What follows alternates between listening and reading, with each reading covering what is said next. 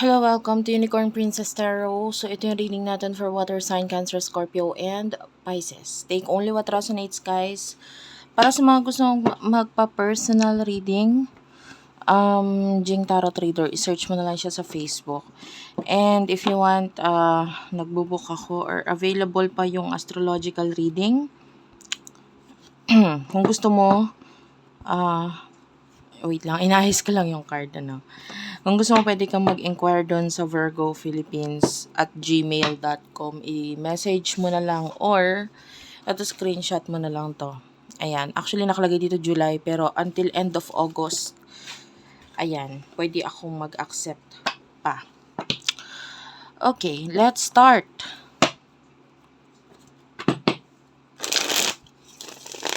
What do we have here for water sign? Yeah, yung nakalagay nga pala doon is PayPal ang mode of payment. Pero ngayon meron ng malapit na GCash dito sa amin. So, pwede kang mag-pay through GCash. What do we have here for the sign of water sign, Cancer, Scorpio, and Pisces? Ano ang meron sa mga water sign? Messages for water sign.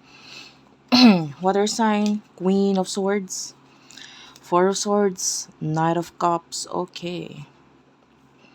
Eight of Swords, okay. Bottom of the deck is the Nine of Cups, Cancer, Scorpio, Pisces, Gemini, Libra, Aquarius. Ano lang yun guys energies lang yun. Hindi yun yung pinaka-message or hindi yun yung pinaka-zodiac sign mo or ng person mo.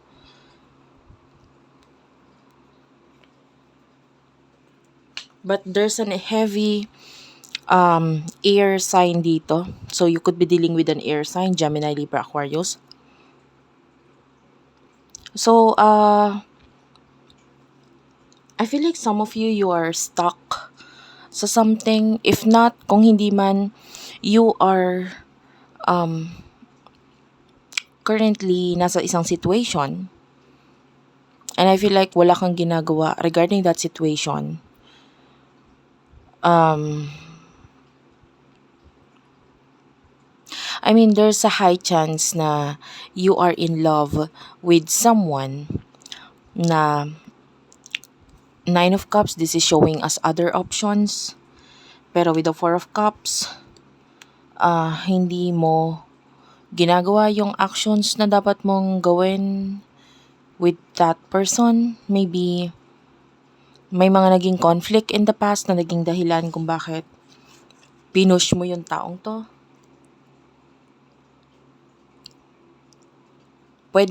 Some of you, pwedeng you denied your feelings or emotions towards this person. With the Queen of Swords, pwedeng kinut off mo siya or dineny mo. Maybe because you feel like pwedeng may iba pa naman. And I feel like itong taong ito in the past, pwedeng pinilit niya yung sarili niya sa'yo.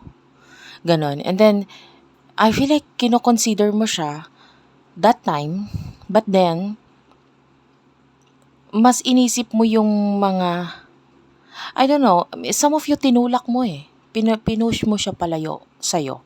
Maybe because of your dreams and wishes and ayaw mo ng drama, or maybe you want this person to be happy and maybe for you a family is happiness, and maybe you push someone who is naging honest sa connection ninyo, but then there's family na involved. Like maybe traditional dahil maybe magkaiba kayo ng relihiyon, tradisyon, and maybe your family is against this person or vice versa. Or maybe my family, you could be dealing with a married man or married woman na naging dahilan kung bakit pinush mo siya. Yung iba naman sa inyo, especially if you're a member of LGBTQIA+, pwedeng ganon. During this time, pinush mo siya dahil you want this person na bumuo ng pamilya niya, and maybe you cannot give that, and you want friendship, you still want friendship though that time, but something to do with father. So maybe you're dealing with a father already or father figure, or maybe may kinalaman sa relationship mo with your father. Maybe ayaw mong maulit yung mga ganong pangyayari. And yeah. But what I can see here is that you denied your feelings, your emotions, and with the Eight of Swords, masyadong ang kinalaban mo dito sarili mo eh. Kasi hindi ka naging totoo sa sarili mo nung time na nagkaroon ng opportunity with this person that you really do love. Okay, so messages, more messages for water sign. Hindi ko alam kung makaka-relate ka guys, but pag hindi, wag mo ipilit ha. Kasi hindi naman talaga to para sa lahat. You do have the Eight of Coins, the Four of Wands, the World, and the Sun. Itong person na nasa isip mo ngayon is busy doing something, making something. I feel like meron siyang mga ginagawa regarding sa something na makakapagpa-stable sa kanya. Maybe some kind of career, business, money, related matter. And this person is marami siyang naiisip ngayon na gawing action towards that to make it even more stable. And itong person na to is nakafocus sa kanyang learning. Maybe this person is nagkakaroon ng advancement or pagkatuto sa kanyang skills or talents. And maybe this person is trying to find, you know, things na makakapagpaayos sa situation niya. Maybe this person is nape-pressure siyang gawain kung ano yung mga pagbabagong dapat gawain sa maybe regarding a home, a house, or career. Or if you do have a person na may business, possible din yan. A lot of actions, a lot of pag-iisip regarding that matter. The world is here. You're dealing with a person who is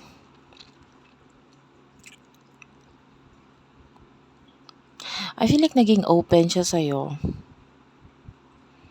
Kasi itong person na to, especially kung siya ay businessman, businesswoman, or once in his or her life, nagtayo siya ng negosyo.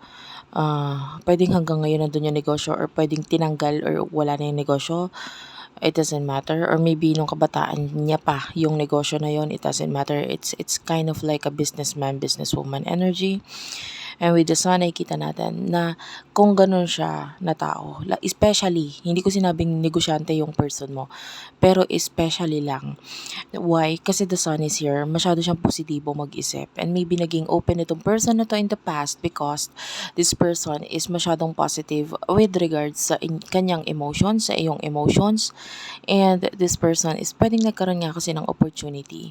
And the feelings, and once na naka-feel siya ng something, this person is the kind of person na magte-take siya ng actions towards that because gusto niya ng expansion. Gusto niya ng this planet, Jupiter, nakikita ko ngayon, wants growth, expansion. This person wants, thinking positivity.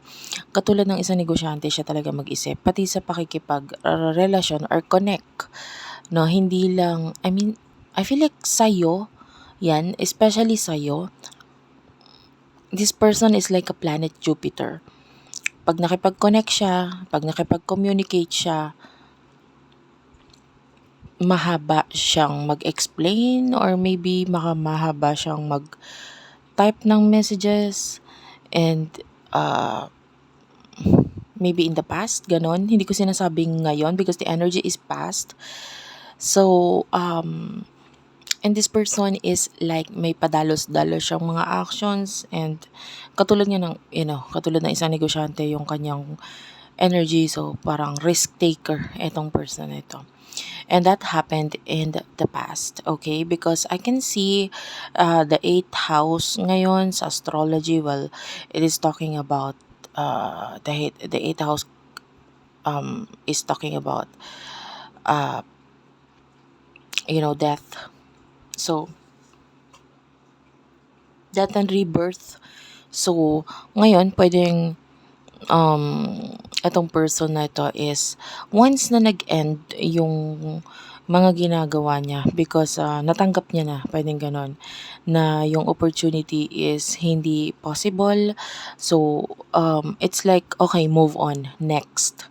Katulad ng um, isang businessman or businesswoman, di ba? Parang, okay, tama na, okay na. Ngayon, hindi ako pwedeng mag-focus sa negativity. Kung ayaw sa akin, hindi para sa akin, doon naman ako sa next. Next opportunity sa buhay ko. And this person is focusing on positivity as much as possible. And now, tinatry niya yung best niya na wag kang isipin. Like, there are times na naiisip ka niya, naalala ka niya, but it's hard to, forget the past. Kahit ikaw eh. 'Di ba? It's hard to ignore thinking about this person. Why? Kasi pinaramdam niya sa'yo, pinakita niya sa'yo na mahirap talaga siyang kalimutan. And the powerful attraction and connection sa inyong dalawa ang nagiging dahilan kung bakit nagkakaroon ng matinding attachment or pagkaalala sa bawat isa. And maaaring naparamdam niya rin sa'yo na hindi siya madaling palitan. Okay? Hindi siya madaling kalimutan, hindi siya madaling palitan. Okay, kung hindi man siya yung nakapagparamdam sa'yo nun, maybe you have tried to connect with other people pero talaga nare-realize mo hindi sila katulad niya. So, what will happen in the future sa inyong dalawa for water sign? In the near future para sa inyong dalawa. In the near future, you do have here the Page of Swords, you do have here the Five of Cups, and the Ten of Coins, Queen of Cups. Okay. The Seven of Swords is here. Gemini, Libra, Aquarius, Taurus, Virgo, Capricorn with the Ten of Coins. Queen of Cups is here. I can still see you loving this person. Mahal mo siya. Mahal mo siya. And it's just that hindi ka makapag-decide. Maybe you are allowing the universe na mag-decide para sa inyo, para sa'yo, para sa connection na ito. Some of you, with the Page of Swords, hindi mo alam kung anong gagawin mo eh. You want to fight for this, pero paano? You don't know. Maybe you are letting someone to tell you what to do. And I feel like the Page of Swords is showing to me as a person or literal na parang batang nagsisinungaling. And this is you. You are guilty of that pagsisinungaling with regards sa iyong emotions. And pag-iisip mo dito sa person na to, I feel like you can clearly see at alam mo sa emotions mo kung ano talaga ang meron dyan. But it's just that it's so intense for you, hindi mo alam kung paano harapin, hindi mo alam kung paano ilalagay ang sarili mo doon, hindi mo alam kung paano gumawa ng pagbabago. The Five of Cups, I can still see you being sad sa iyong situation because medyo hindi mo alam kung paano lumaban or ilaban. Gustuhin mo man pero paano? I feel like there's obsession kind of energy sa'yo. Obsession in a way na pwedeng mas malala yung pag-iisip mo sa person na ito in the future. And I feel like some of you na-open kasi yung spiritual connection ninyo and nararamdaman mo, mas nararamdaman mo yung spiritual connection ninyo ng person na ito, but it's just that, you're being more sensitive, especially nagkakaroon tayo ng Neptune retrograde, so nagiging sensitive ka with regards to your feelings, with regards to your emotions, and nare-realize mo na, mahal ko naman talaga, hindi ko lang maamin, that kind of energy. The Ten of Coins, I can see a lot of money coming from this person that you are dealing with. Like what I told you, pwedeng ang focus niya kasi is pera. I can see a lot of money from your person. At yung money na yon walang kahirap-hirap. Kusa na lang lalabas or kusa na lang dumadating sa kanya. And if you will ask me, this person is being happy. No, malalaman mo yun, makikita mo sa kanya yan. If ever you're still friends sa social media, may kita mo mas lalo siya mag-glow up, magbo-blooming, sabihin na natin gaganda, popogi or what. And it's because this person is happy. I cannot tell if this person naka-move on na ba siya or what. Pero for what I can see here, nagfo-focus kasi siya sa positivity. Alam mo yan eh, kilala mo yung person mo. If this person is a positive person, nandun siya nakafocus. And I can see a lot of money coming towards your person. The Queen of Cups, this is you. Yeah, you have this mother figure sa iyo. You have this energy, especially if you do love to cook, if you do love to, if you know how to take care of your own home, ganyan. Pwedeng yung iba, ikaw ang nagiging taga-ayos ng tahanan. Especially if, yan, kung ikaw ay lalaki or ikaw ay member ng LGBTQIA+, lalo na kung naranasan mo na nagkaroon ka ng karelasyon tapos ikaw lahat ang gumagawa sa tahanan, naglalaba, nagluluto, ganyan. And you have this mother figure. Okay? And that's why maaaring naging indecisive ka in the past because you are thinking about yung mga mahalagang bagay na dapat pansinin sa connection ninyo. And yeah, the way I see this is that you're not being honest with yourself. Ito yung nagiging dahilan kung bakit ka nasasaktan. Some of you, if you need closure, honestly, if you need closure, you need to communicate to this person. Or if you still want to open up your emotions, gawin mo rin yon. Huwag ka mag-expect ng kung ano. Like, don't expect na itong person na to sasagot siya ng whatever, sasagot siya ng, sige, i-push natin to connection na to. Huwag kang mag-expect. Kasi that would lead into, yung expectations mo, yun yung makakapagpasakit sa'yo. What if sinabi mo yung emotions mo tapos dinecline niya or hindi siya nag-reply? Di ba masakit? So, ako, ang advice ko sa'yo, honestly, is be true to your emotions. Kung feeling mo dapat mong sabihin or gusto mong sabihin, in order for you na, ang isipin mo lang sasabihin mo kasi gusto mo lang magkaroon ng at peace. Gusto mo lang matahimik. Gusto mo lang aminin para wala kang what if pag tumanda ka. At least, di ba? Ito sasabihin, kumbaga, if you would message this person, sabihin mo yon na, ito sasabihin ko to hindi dahil what nag-expect ako or what sasabihin ko to kasi gusto ko lang maging masaya, gusto kong matahimik. Maybe ito yung magiging sagot para tuluyan maging maayos na yung pag-iisip ko, hindi na ako isip ng isip, whatever, ganun. So, yun lang. Pero yung iba, masyadong sensitive. I don't know if you can do that, but that's the advice for you. Take care always, guys, ha. Yun lang. Ayan ko na yung reading dito. Maraming salamat sa mga nanood. Again, if you want to book a personal reading, open pa ako until August 2024. Babaguhin ko na nga yung sulat dito. Para sa mga gusto magpa-reading. Kasi after nitong pag na-busy na naman ako, medyo hindi ko na naman i-open yung reading.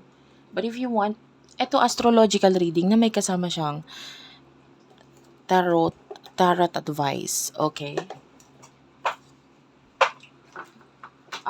If you want, yung friend ko, yan, nakafocus siya sa tarot reading. And, ayan, babaguhin ko lang siya. May mga nakapagpabook na. By the way, ito yung example. I will be printing this chart. Ayan, ipiprint ko yung chart mo. Natal chart mo. And I will explain to you yung mismong pwesto ng mga planets na ng iyong kapanganakan. Kaya dapat alam mo yung oras ng kapanganakan mo, araw, birthday, mismong oras at kung saan ka ipinanganak mismo. Kasi may mga meaning yon at saka iba ang, syempre para malaman natin kung ano yung pinaka pwesto ng ng planets nung time na yon. And yeah, kasi nagmo-move po ang ang mga planeta, the moon, especially the moon, napakabilis mag-move niyan. So anyway, thank you for watching. Pa-comment naman ako diyan sa baba, guys. Kahit po heart lang, masaya na ako doon. And thank you and bye-bye.